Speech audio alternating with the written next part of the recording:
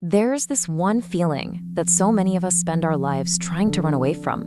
We're often taught that it's a problem, something we need to fix. Today, we're going to talk about sadness, and we're going to uncover its surprising and beautiful power. Just take a second with that question. Has that ever happened to you? A wave of sadness comes over you, and almost immediately, another voice inside says, "Nope, you shouldn't feel this way. Just be happy." If that sounds familiar, you are definitely not alone. You know, there's this incredible pressure everywhere to just be positive, to feel good all the time. And because of that, when we do feel sad, it can feel like we failed somehow, like something is wrong with us. But let's just pause and ask a different question. What if this feeling we try so hard to push away is actually trying to tell us something really important? What if it's a guide? That's the idea we're going to explore. So let's start here by looking at the wisdom of sadness, what this feeling might be trying to tell you. We need to reframe it. Instead of seeing sadness as some kind of flaw, research shows it's a completely natural and even an essential part of being human. It really does have a purpose. So what is that purpose? Well, researchers have found at least 5 big jobs that sadness has. First, it's a signal, right? It tells you that something you truly care about might have been lost. It's also a prompt for reflection. It kind of makes us slow down and think about what really matters. It can be a huge motivator for change when a situation just isn't right.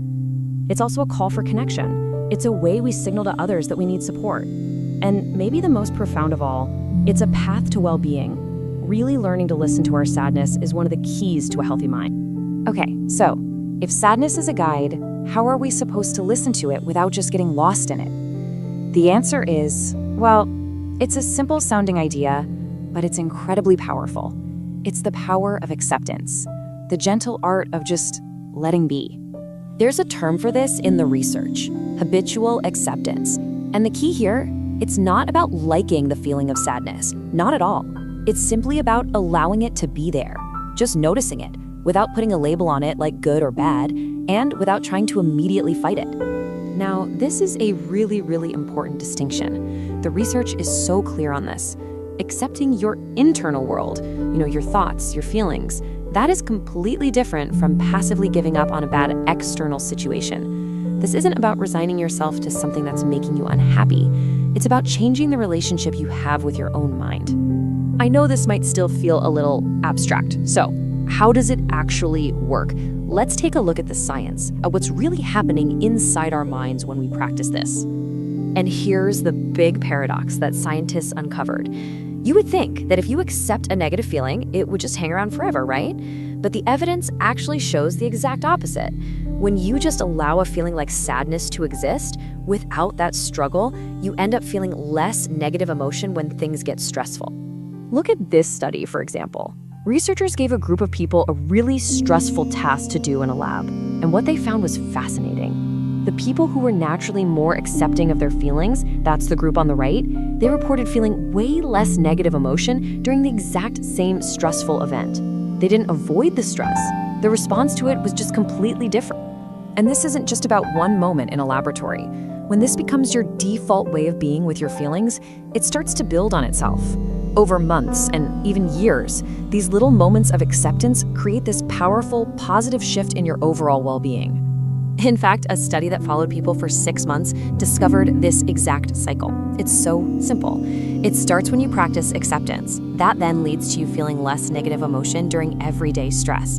And over time, that results in real, measurable improvements to your psychological health. Things like fewer depressive symptoms and just feeling more satisfied with life. It's a small shift that makes a huge difference. So, where does all this lead us? It points to a much gentler, a much more complete way of being with ourselves, a way that doesn't ask us to cut off the parts of our experience that feel hard. It's about embracing the whole you. So, let's just recap the most important things to remember.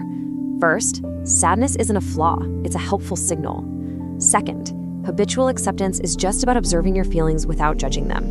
And third, remember that accepting your feelings is not the same as giving up on changing your situation. And finally, the science is solid on this. This practice truly leads to better mental health over time. So what if the next time sadness visits, instead of fighting it or running from it, you just paused and you met it by saying, "I am sad, thank you."